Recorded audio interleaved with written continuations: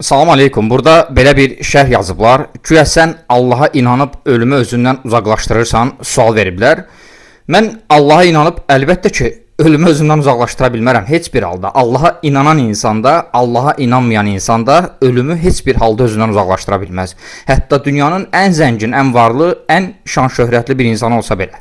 Yəni ölüm bir gerçəkdir ki, hər insanı axlayacaq. Amma burada bir məsələ var. Bir insan Allaha, axirətə inanıb, yəni Allaha iman gətirib ölərsə, iman üzərə, o insan axirətdə qurtular. Qurtulur, yəni iman insanı qurtarır. Amma vay olsun o insanın halına ki, bu dünyada Allah'ı inkar eləyir, məsələn günümüzdəki ateistlər. Allah yoxdur, axirət yoxdur, cənnət, cəhənnəm yoxdur deyib yaşayırlar. Yəni vay olsun o insanın halına ki, öləndən sonra bu dünyanı imansız tərk eləyib gedir. Amma bir insan imanla ölərsə, nə gözəl, qurtulmuş olur. Allah həmd olsun. İman bu qədər böyük, əzəmətli bir nemət.